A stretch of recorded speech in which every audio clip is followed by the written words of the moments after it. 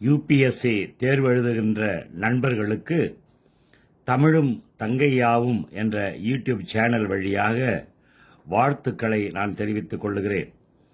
UPSC தேர்வு எழுதுகின்ற நண்பர்கள் தமிழ் இலக்கியத்தை சிலர் விருப்ப பாடமாக எடுத்திருப்பீர்கள். தமிழ் இலக்கியத்தை விருப்ப பாடமாக எடுத்த நண்பர்களுக்கு பயன்படுகின்ற வகையிலே இந்த பதிவு அமைக்கப்பட்டிருக்கிறது. தமிழ் இலக்கியத்தில் நமக்கு பாடப்பகுதியிலே குறுந்தொகை 1 - 25 பாடல்கள் நமக்கு பாடமாக வைக்கப்பட்டிருக்கிறது.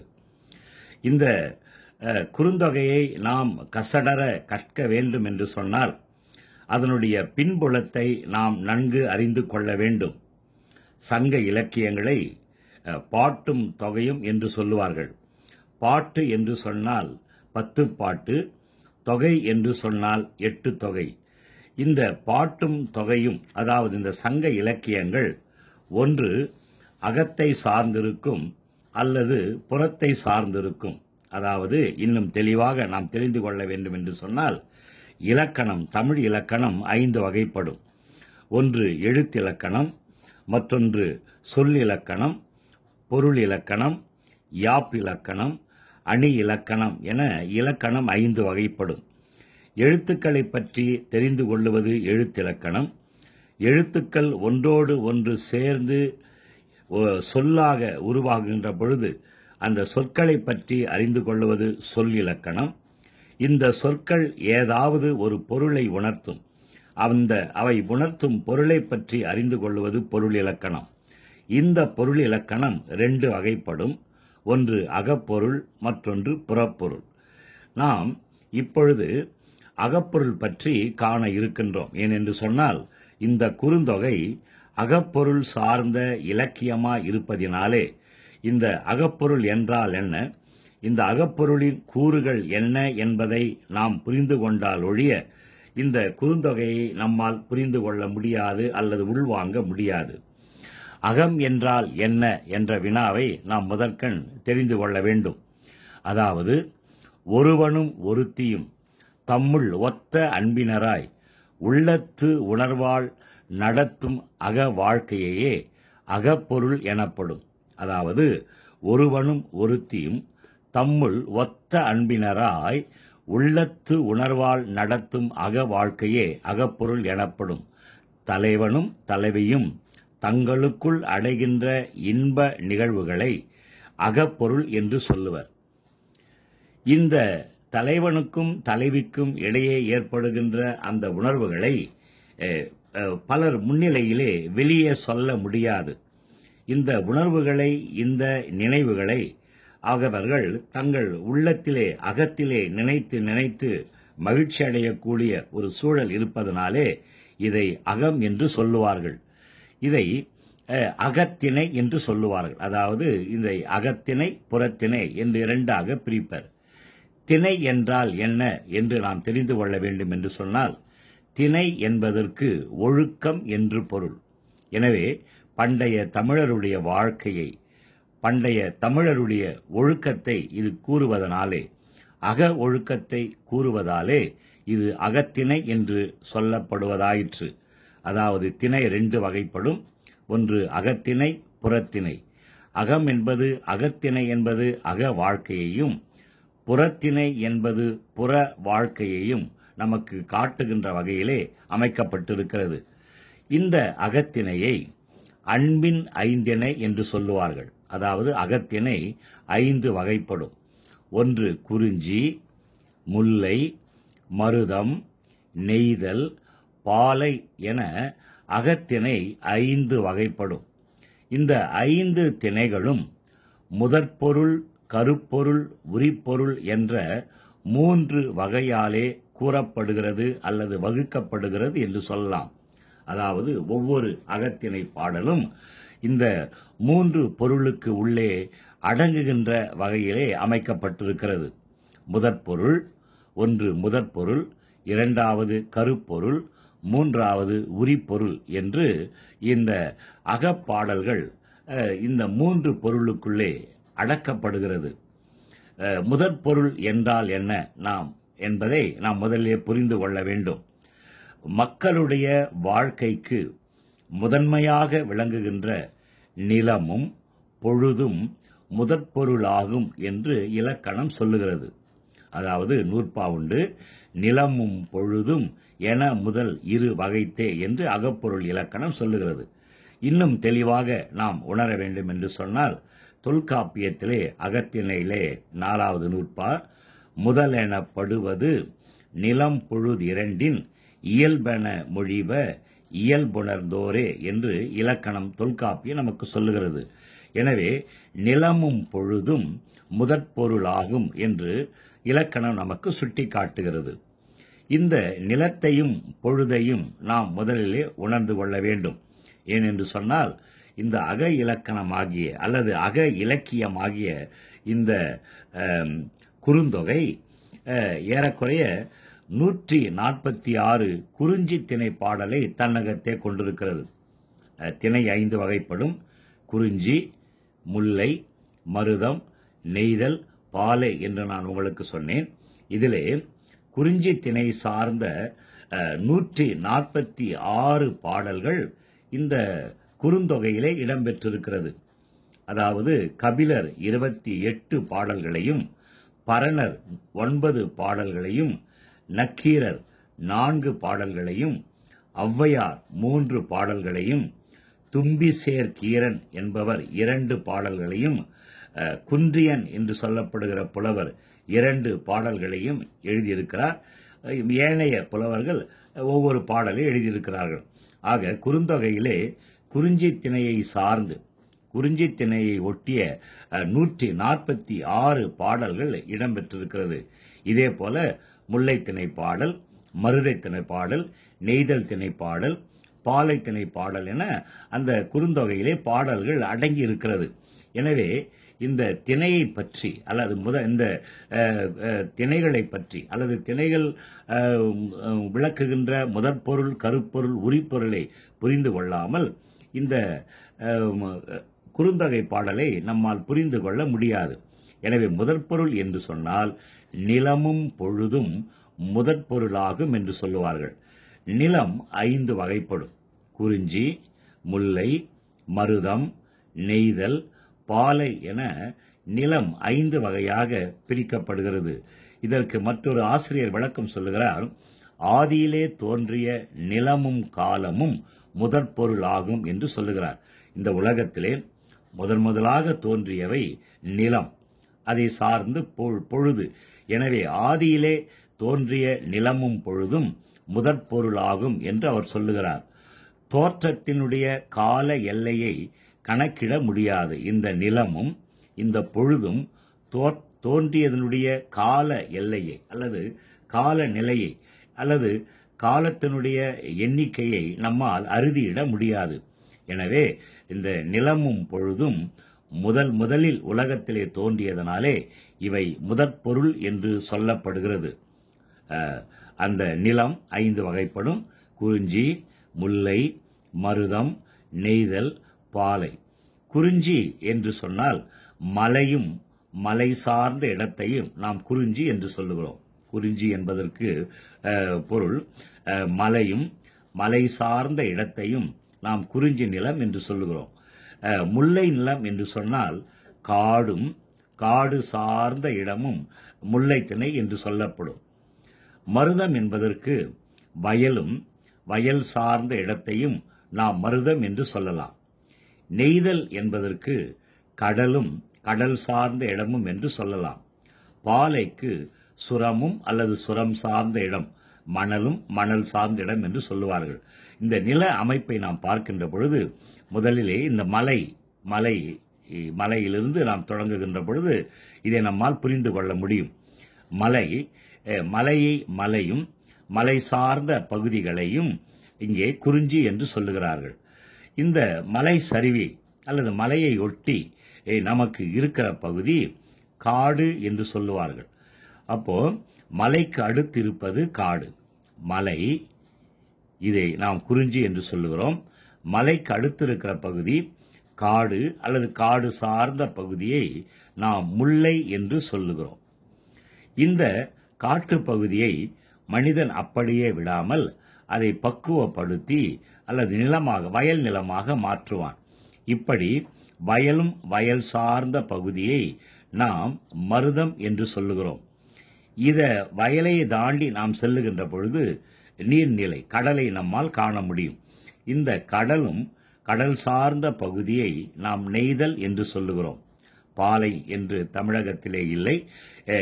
இந்த வறட்சியான காலத்திலே, வறட்சி மிகுந்திருக்கின்ற காலத்திலே இந்த குறிஞ்சி மருதம் போன்ற நிலங்கள் வறண்டு விட்டால் அந்த பகுதியை தான் நாம் பாலை என்று சொல்லுகிறோம். அப்போ முதற்பொருள் என்றால் என்ன என்று சொன்னால், நிலமும் பொழுதும் முதற்பொருளாகும். நிலமும் பொழுதும் முதற்பொருளாகும். இப்போ நம்ம நிலத்தை பார்த்திருக்கிறோம். நிலம் 5 வகைப்படும். குறிஞ்சி, முல்லை, மருதம், நெய்தல், பாலை. குறிஞ்சி என்பது மலையும் மலையை சார்ந்த இடம். முல்லை என்பது காடு சார்ந்த இடம். மருதம் என்பது வயலும் வயல் சார்ந்த இடம். நெய்தல் என்பது கடலும் கடல் சார்ந்த இடம். பாலை என்பது மணலும் மணல் சார்ந்த இடம். அடுத்து நாம் பொழுதை பற்றி பார்க்க இருக்கிறோம். இந்த பொழுது 2 வகைப்படும். டைமிங்ஸ் என்று சொல்லுகிறோம். இந்த பொழுது பெரும்பொழுது, சிறுபொழுது என்ற 2 வகைப்படும். பெரும்பொழுது, சிறுபொழுது. பெரும்பொழுது என்பது ஒரு ஆண்டினுடைய கூறுபாடு என்று சொல்லுவார்கள். ஒரு ஆண்டிற்கு 12 மாதங்கள். இந்த 12 மாதங்களை நாம் கூறிடுகின்ற பொழுது அல்லது பிரிக்கின்ற பொழுது நமக்கு பெரும்பொழுது கிடைக்கும். அல்லது ஒரு ஆண்டினுடைய கூறுபாடு அல்லது ஒரு ஆண்டினுடைய உட்பிரிவு என்று சொல்லுவார்கள். சிறுபொழுது என்றால் ஒரு நாளினுடைய கூறுபாடு. ஒரு வருஷத்தை நம்ம கூறு போட்டால் அது பெரும்பொழுது. ஒரு நாளை நாம் கூறு போட்டால் நமக்கு கிடைப்பது சிறுபொழுது என்று சொல்லுவார்கள். இன்னும் சற்று விளக்கமாக நாம் அதை பார்க்க வேண்டும் என்று சொன்னால், பெரும்பொழுது என்பது யாது என்ற வினாவை நாம் எழுப்ப வேண்டும். அதாவது ஓர் ஆண்டிற்குரிய 6 பருவங்களும் பெரும்பொழுது என வழங்கப்படும். ஒரு ஆண்டிலே 6 பருவங்கள் உண்டு. இந்த ஆண்டில் இருக்கிற 6 பருவங்களும் பெரும்பொழுது என சொல்லப்படும். அதாவது ஒவ்வொரு பருவமும் ஏறக்குறைய 2 மாத கால அளவை உடையது என்று சொல்லுவார்கள். இன்னும் விளக்கமாக நாம் தெரிந்து கொள்ள வேண்டும் என்று சொன்னால், சித்திரை வைகாசி என்ற 2 மாதங்களை இளவேநீர் காலம் என்று சொல்லுவார்கள்.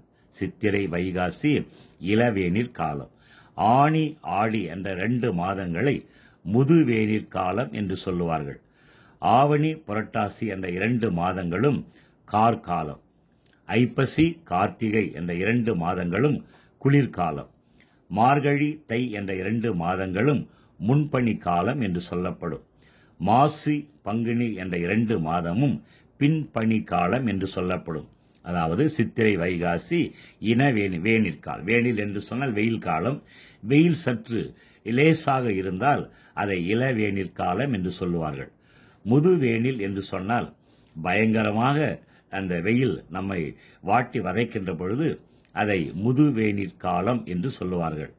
கார் என்றால் மழை பெய்கின்ற காலத்தை கார்காலம் என்று சொல்லுவார்கள். குளிர்காலம் நமக்கு தெரியும். முன்பனி காலம் என்று சொன்னால் சில நேரங்களிலே இரவுக்கு முன்னாலே பனி பெய்யும். இரவுக்கு முன் பனி பெய்தால் அது முன்பனிர் காலம். சில நேரங்களிலே இரவுக்கு பின், அதாவது விடியற் காலத்திலே பனி பெய்ய தொடங்கும். இரவுக்கு பின் பனி பெய்தால் அதை பின்பனி காலம் என்று சொல்லுவார்கள். எனவே இந்த காலங்களை பற்றி ஓரளவு நீங்கள் அறிந்திருப்பீர்கள் என்று நான் எண்ணுகிறேன்.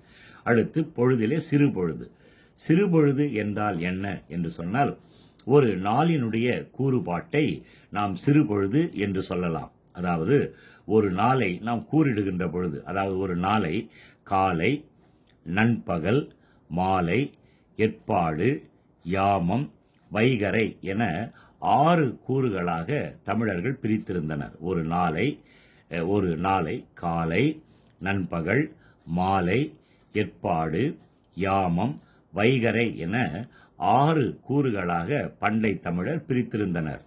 இந்த காலை என்பதற்கு எந்த நேரத்தில் நாம் காலை என்று சொல்லலாம் என்று சொன்னால், பகற்பொழுதினுடைய முற்கூறு.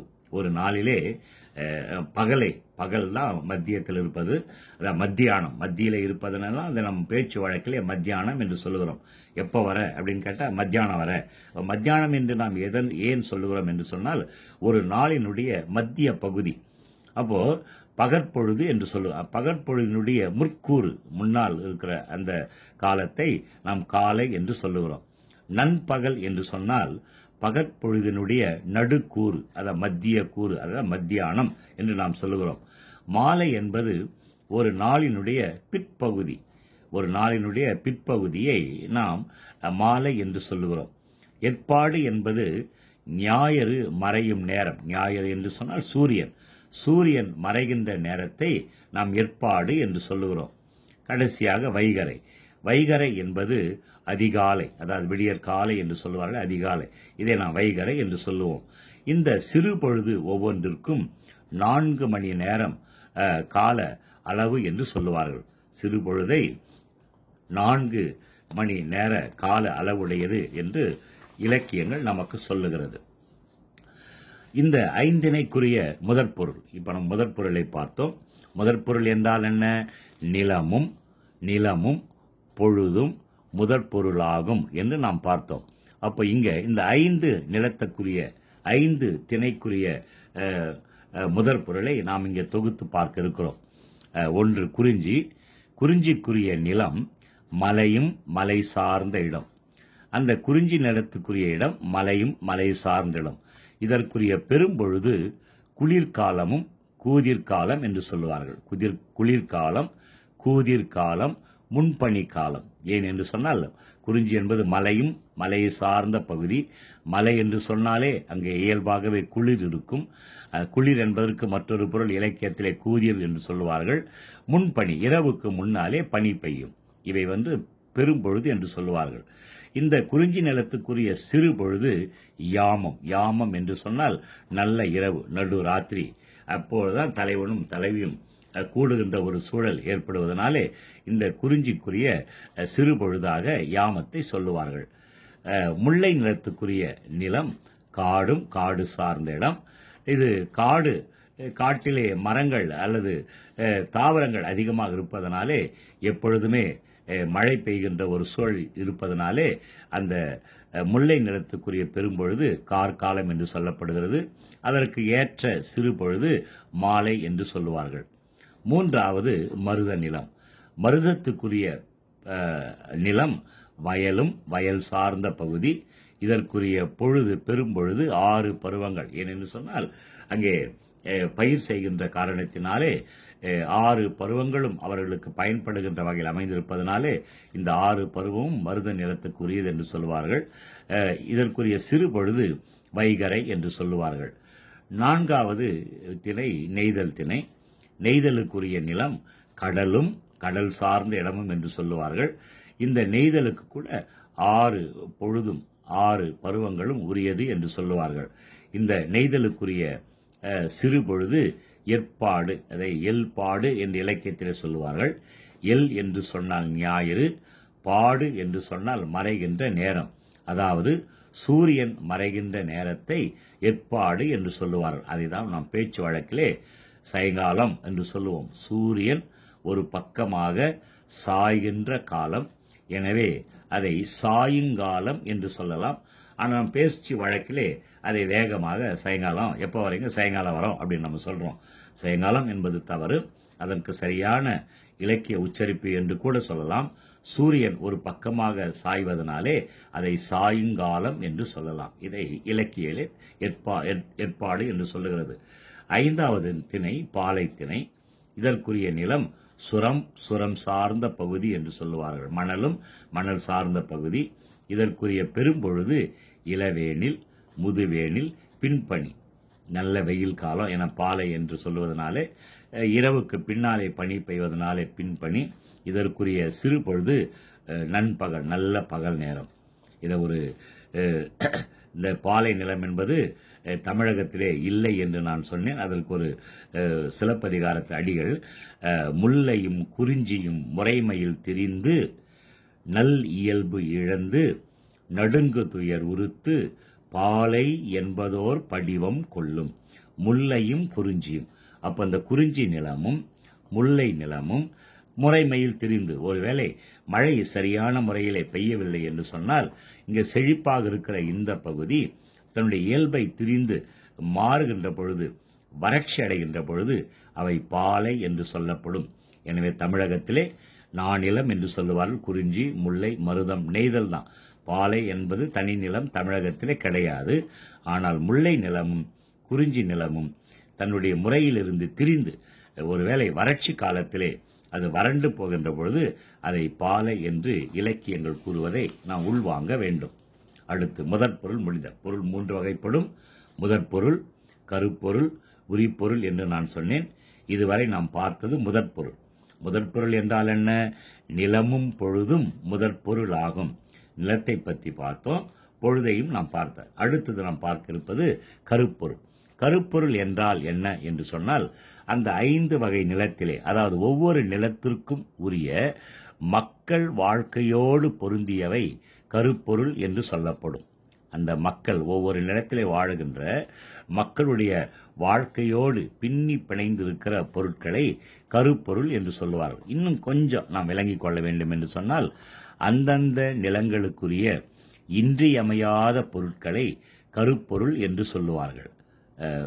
அதாவது தெய்வம், உயர்ந்தவர், மக்கள், பறவை, விலங்கு, ஊர், நீர், பூ, மரம், உணவு, பறை, யாழ், பண், தொழில் என இந்த கருப்பொருளை 14 வகைக்குள்ளே அடக்குவர். அப்ப கருப்பொருள் என்றால் என்ன? அந்தந்த நிலத்துக்கு உரிய பொருள், அந்தந்த நிலத்திலே மக்களோடு இணைந்திருக்கிற பொருள், மக்கள் வாழ்க்கையோடு பிணைந்திருக்கிற பொருளை கருப்பொருள் என்று சொல்லுவார்கள். அதை கொஞ்சம் சற்று விளக்கமாக நாம் பார்க்க வேண்டும் என்று சொன்னால், ஒன்று குறிஞ்சித்திணை. குறிஞ்சித்திணைக்குரிய தெய்வம், குறிஞ்சித்திணைக்குரிய தெய்வம் முருகன். அதை சேயோன் என்று சொல்லுவார். குறிஞ்சி மலையும் மலையை சார்ந்த பகுதி. எங்கெங்கே குன்றிருக்கும் தோறும் குமரன் இருப்பான் என்பது நாம் அறிந்திருக்கிறோம். எனவே எங்கெங்கே மலை இருக்கிறதோ அங்கெல்லாம் முருகனுடைய கோயில் இருப்பதை நாம் உள்வாங்க வேண்டும். இந்த குறிஞ்சி நிலத்திலே வாழுகின்ற மக்களுக்கு குறவன் குறத்தி என்று பெயர். மக்களுக்கு குறவன் குறத்தி என்று பெயர். இந்த குறிஞ்சி நிலத்திலே வாழுகின்ற மக்கள் உண்ணுகின்ற உணவு தேனும் திணைமாவும். இந்த குறிஞ்சி நில மக்கள் செய்கின்ற தொழில் தேன் எடுத்தல் அல்லது திணை எடுத்தல். இந்த குறிஞ்சி நிலத்துக்குரிய உரிய பூ குறிஞ்சி பூ என்று சொல்லுவார்கள். குறிஞ்சி நிலத்திலே குறிஞ்சி பூ பூக்கும். இந்த குறிஞ்சி நிலத்திலே இருக்கிற ஊர்களுக்கு பெயர் சிறுகுடி என்று சொல்லுவார்கள். 2வது திணை முல்லைத்திணை. இந்த முல்லைத்திணைக்குரிய கடவுள் திருமால், மாயோன் என்று சொல்லுவார்கள். இந்த முல்லை நிலத்திலே வாழுகின்ற மக்களை இடையன், இடைச்சி என்று சொல்லுவார்கள். இங்கு இருக்கிற உணவு வரகு, சாமை. இங்கு இருக்கிற தொழில் ஆநிறை மேய்த்தல். ஆ என்று சொன்னால் பசு, நிறை என்று சொன்னால் கூட்டம், பசு கூட்டங்களை மேய்த்தல். இங்கே இருக்கிற பூவுக்கு பெயர் முல்லைப்பூ. இங்கு இருக்கிற ஊருக்கு பாடி என்று பெயர். 3வது மருத நிலம். மருத நிலத்துக்குரிய கடவுள் இந்திரன் என்று சொல்லுவார்கள். இங்கே வாழுகின்ற மக்களை உழவன், உழத்தி என்று சொல்லுவார்கள். ஏனென்று சொல்ல, மருதம் வயலும் வயல் சார்ந்த பகுதி. அங்கே வாழுகின்ற மக்கள் உழவன், உழத்தி என்று சொல்லுவார்கள். அவருடைய உணவு என்பது செந்நெல், செம்மையான நெல். இங்கு இருக்கிற மக்களுடைய தொழில் உழவு தொழில். இந்த மருத நிலத்திலே மலர்கின்ற மலருக்கு பெயர் தாமரை என்று பெயர். இங்கிருக்கிற சீரூருக்கு, இங்கிருக்கிற ஊரை சீரூர், பேரூர் என்று சொல்லுவார்கள். 4வது நெய்தல் திணை. இந்த நெய்தல் திணைக்குரிய தெய்வம் வருணன். இங்கே வாழுகின்ற மக்களை பரதவன், பரதவச்சி என்று சொல்லுவார்கள். இந்த கடலும் கடல் சார்ந்த பகுதியை நாம் நெய்தல் என்று சொல்லுவதனாலே இங்கிருக்கிற மக்களுக்கு முதன்மையான உணவு மீன், உப்பு என்று சொல்லுவார்கள். இவர்கள் செய்கின்ற தொழில் கூட மீன் பிடித்தல், உப்பு எடுத்தல் என்ற 2 தொழில்கள் அவர்களுக்கு முதன்மையான தொழிலாக கருதப்படுகிறது. இந்த நெய்தல் நிலத்திலே மலர்கின்ற மலருக்கு நெய்தல் மலர் என்று பெயர். இங்கே இருக்கிற ஊர்களை பட்டினம் அல்லது பாக்கம் என்று சொல்லுவார்கள். 5வது திணை பாலை திணை. இங்கிருக்கிற கடவுளுக்கு கொற்றவை என்று பெயர். இங்கே வாழுகின்ற மக்களை எயினன் எயிற்றி என்று சொல்லுவார்கள். இங்கே பாலை திணையாய் இருப்பதனாலே, வறட்சியாய் இருப்பதனாலே இங்கே அவர்களுக்குரிய உணவு வழிப்பறி. அங்கே வருகிறவர்களை வழிமறித்து அவர்களிடமிருந்து கவர்கின்ற பொருட்களை இவர்கள் உணவாக பெறுவார்கள். இங்கிருக்கிற தொழில் வழிப்பறி செய்தல். வழியிலே பயணப்பட்டு செல்லுகின்ற மக்களை தடுத்து அவர்களிடமிருந்து பொருட்களை வாங்கி கொள்ளையடிக்கிற செயலை இவர்கள் செய்வார்கள். இங்கே பாலை நிலத்திற்கு உரிய பூ பாலை மலர் என்று சொல்லுவார்கள்.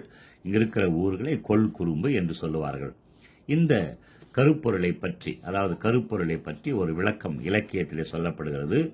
ஓரறிவு புல் முதல், அந்த உயிர்களை ஓரறி உயிர், ஈரறி உயிர், மூவறி உயிர், நாலறி உயிர், ஐயறி உயிர், ஆறறி உயிர் என்று உயிர்களை பகுப்பர். அந்த ஓரறிவு உடைய பொருள்களிலே முதன்மையாக இருப்பது புல். ஓரறிவுடைய அந்த புல் முதல் 6 அறிவுடைய மக்கள் ஈராக அல்லது மக்கள் வரை உயிர் பொருள்களும் ஏனைய உயிர் அல்லாத பொருள்களும் முதற் பொருளின் சார்பாக நின்று கரு கொண்டு உலகின் மேல் தோன்றுகின்றன. எனவே அவை கருப்பொருளாகும் என்று தொல்காப்பிய பொருள் இலக்கணத்திலே, பொருள் அதிகாரத்திலே, அகத்தினிலே நம் இலக்கணம் கொடுக்கப்பட்டிருக்கிறது. கருப்பொருள் என்றால் என்னன்னு கேட்டால், இந்த மக்களை சார்ந்து இந்த ஓரறிவு முதல் 6 அறிவு வரை இருக்கிற அந்த உயிர்களை சார்ந்து அல்லது உயிர் அல்லாத பொருள்களை சார்ந்து அவர்களை சார்ந்து நின்று கரு கொண்டு இந்த உலகின் மேல் தோன்றுவதனாலே இவை கருப்பொருளாகும் என்று தொல்காப்பியம் இதற்கு கருப்பொருளுக்கு இலக்கணம் சொல்லுகிறது. 3வது உரிப்பொருள். முதற் பொருளை நாம் பார்த்தோம், கருப்பொருளை பார்த்தோம். 3வது நாம் பார்க்க இருப்பது உரிப்பொருள். இந்த உரிப்பொருள் என்றால் என்ன என்று சொன்னால், தலைவனுக்கும் தலைவிக்கும் இன்னின்ன அக ஒழுக்கங்கள் உரியவை என அக்காலத்திலே வரையறை செய்யப்பட்டன. தலைவனுக்கும் தலைவிக்கும் உரிய ஒழுக்கம் உரிப்பொருள் என்று சொல்லப்படும். அதாவது புரிந்து கொள்ள வேண்டும் என்று சொன்னால், குறிஞ்சி நிலத்தில் இருக்கிற ஒழுக்கம் புணர்தலும் புணர்தல் நிமித்தமும் என்று சொல்லுவார்கள். புணர்தல் என்று சொன்னால் சேருதல் என்று பொருள். அதாவது தலைவனும் தலைவியும் சேர்ந்திருத்தலை புணர்தல் என்று சொல்லுவார்கள். குறிஞ்சி நிலத்திலே தலைவனும் தலைவியும் எப்பொழுதும் சேர்ந்திருப்பர், எப்பொழுதும் மகிழ்ச்சியாக இருப்பர். அவருடைய முகத்திலே மகிழ்ச்சி, வாழ்விலே மகிழ்ச்சியை நம்மால் காண முடியும். அதை இன்னும் சற்று தெளிவாக காதலர் கூடல் அல்லது களவு வாழ்க்கை என்று சொல்லுவார்கள். பண்டைய தமிழருடைய வாழ்க்கை 2 வகைப்படும்: களவு வாழ்க்கை, கற்பு வாழ்க்கை. களவு வாழ்க்கை என்பது திருமணத்திற்கு முன், பிஃபோர் மேரேஜ் என்று சொல்லுவார்கள். கற்பு வாழ்க்கை என்பது திருமணத்திற்கு பின், ஆஃப்டர் மேரேஜ் என்று சொல்லுவார்கள். இதை பற்றிய பதிவுகளை நான் தமிழும் தங்கையாவும் என்ற அந்த என்னுடைய சேனலிலே ஏறக்குறைய 200-210 பதிவுகளை நான் போட்டிருக்கிறேன். அவற்றை நீங்கள் பார்க்கின்ற பொழுது இவற்றை பற்றிய தெளிவு உங்களுக்கு ஏற்படும் என்று நான் எண்ணுகிறேன். 2வது முல்லைத்திணை. முல்லைக்குரிய உரிப்பொருள் இருத்தலும் இருத்தல் நிமித்தமும் என்று சொல்லுவார்கள். அதாவது காதலன், தலைவன் தலைவியை விட்டு பிரிந்து செல்லுவான். பிரிந்து சென்ற தலைவன் வரும் வரை அவனை எதிர்நோக்கி இருத்தலை இருத்தலும் இருத்தல் நிமித்தமும் என்று சொல்லுவார்கள். தலைவன் தலைவியை விட்டு பிரிந்து செல்லுகிறான். பிரிவு என்பது பல வகைப்படும். அவன் பொருள் தேடுவதற்காக பிரிந்து செல்லுவான், தூது செல்வதற்காக பிரிந்து செல்லுவான், வணிகத்திற்காக பிரிந்து செல்லுவான்.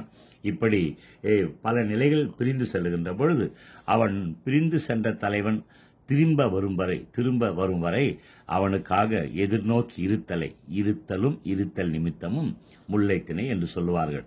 மருதத்திணைக்குரிய உரிப்பொருள் ஊடலும் ஊடல் நிமித்தமும் என்று சொல்லுவார்கள். அதாவது இந்த தலைவன் அல்லது காதலன் பரத்தையின் மால் ஈர்ப்பு கொண்டு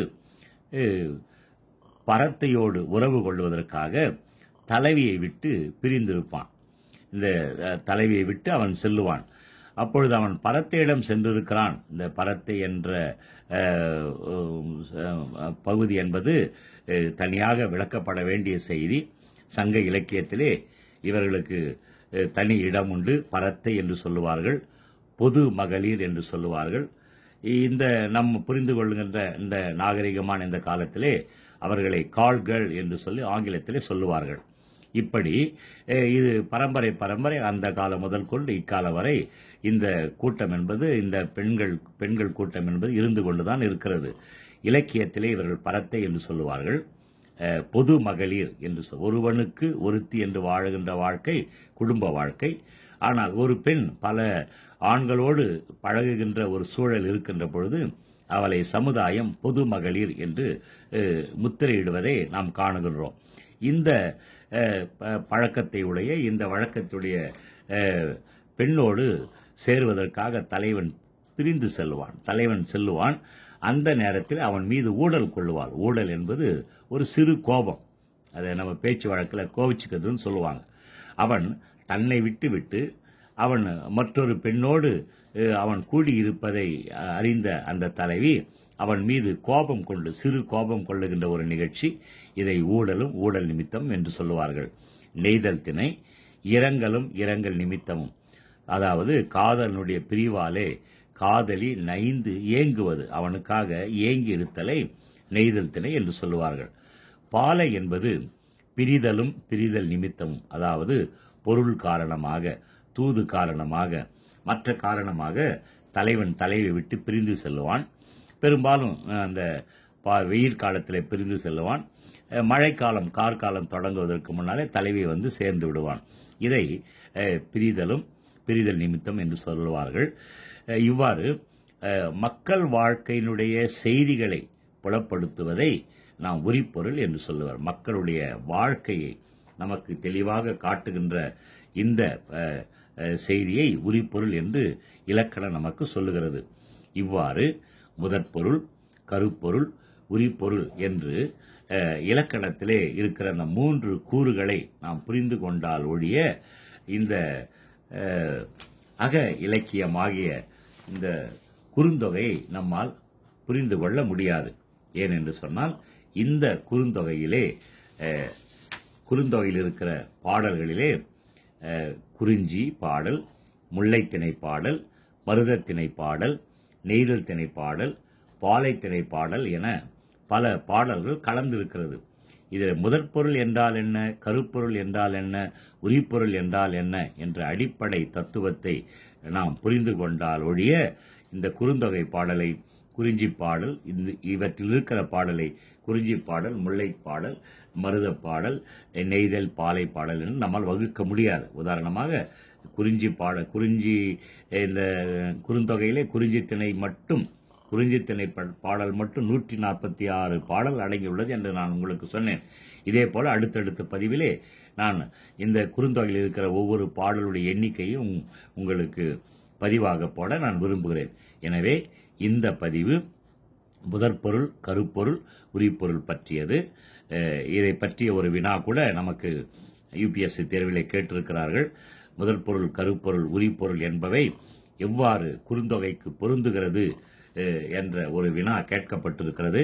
எனவே முதற்பொருள் என்றால் என்ன, நிலமும் பொழுதும் முதற்பொருள் ஆகும்.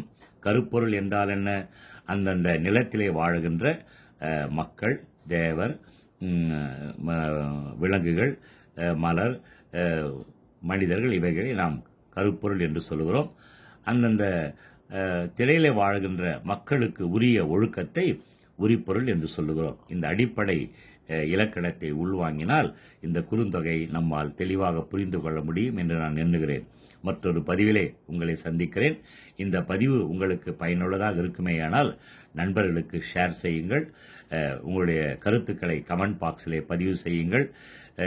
எந்த வகையான செய்திகளை நீங்கள் அறிந்து கொள்ள விரும்புகிறீர்கள் என்ற செய்தியை கூட கமெண்ட் பாக்ஸில் பதிவு செய்தால் அதற்கேற்றாற் போல பதிவினை உங்கள் முன் வைக்க நான் முயற்சி செய்கிறேன். மீண்டும் சந்திப்போம். வாழ்க வளமுடன். நன்றி, வணக்கம்.